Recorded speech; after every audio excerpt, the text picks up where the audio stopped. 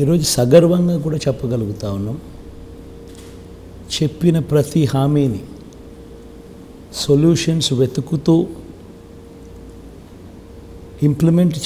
Implementation లేక తీసుకొస్తూ చెప్పిన ప్రతి హామీని నెరవేర్చగలిగాము అని సగర్వంగా కూడా చెప్పగలుగుతాం.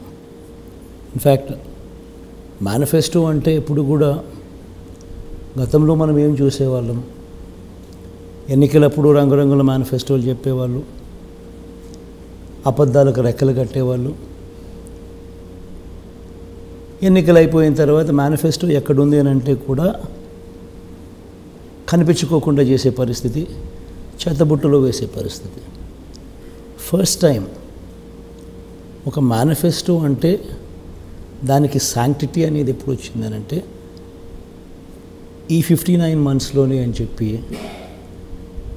తలెత్తుకొని చెప్పగలగచ్చు. ఎందుకనంటే ప్రతి సంవత్సరం ఈ మేనిఫెస్టోను ప్రజల దగ్గరికి పంపించాం.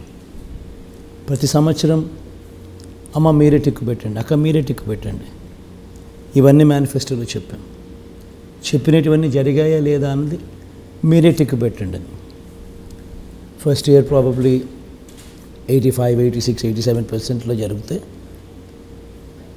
ఈరోజు 99% ఆఫ్ ది మేనిఫెస్టో ఫుల్ఫిల్ చేసి మళ్ళీ ప్రజల దగ్గరికి ఆశీస్సుల కోసం పోగలిగే ఒక గొప్ప పరిస్థితిని, ఒక గొప్ప వ్యవస్థలో మార్పును తీసుకురాగలిగాం.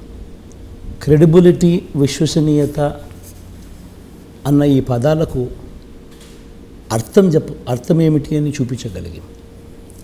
ఈ 5 సంవత్సరాలు మీరు అంటున్నారు 59 నెలల్లో మీరు మోస్ట్ హ్యాపీయెస్ట్ పథకం కావచ్చు, హ్యాపీయెస్ట్ సందర్భం కావచ్చు, సంతృప్తినిచ్చిన పాయింట్ ఏంటి?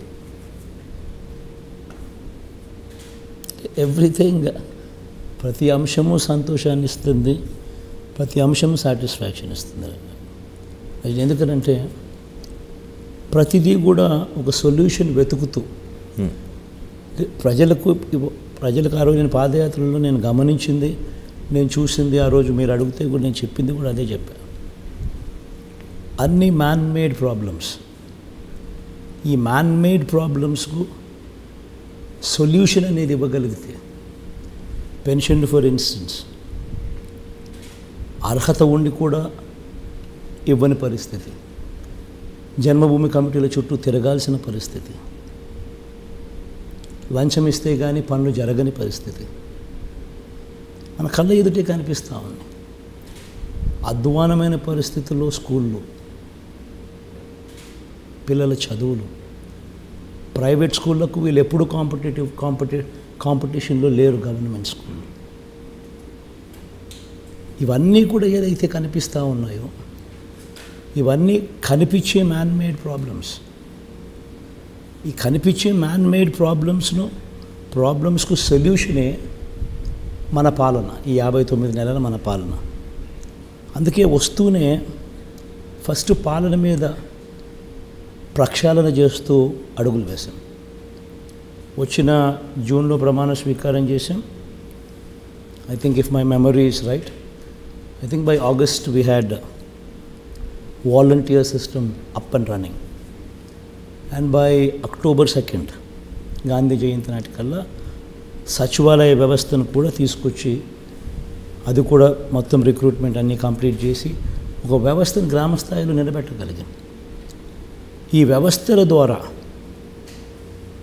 ప్రతి పథకము కూడా అర్హతే ప్రమాణికంగా సాచ్యురేషన్ పద్ధతిలో మనవాడు తనవాడు అనే తేడా పక్కన పెట్టి కరప్షన్, వివక్ష అన్నిటివి సిస్టంలో లేకుండా చేస్తూ ప్రతి అడుగు కూడా చేయగలిగాము. సచివాలయాల ద్వారా, వాలంటీర్ల ద్వారా చేసి చూపించగలిగాము. సో ప్రతి మ్యాన్ మేడ్ ప్రాబ్లమ్ను సాల్వ్ చేసుకుంటూ వస్తూ ఉన్నాం.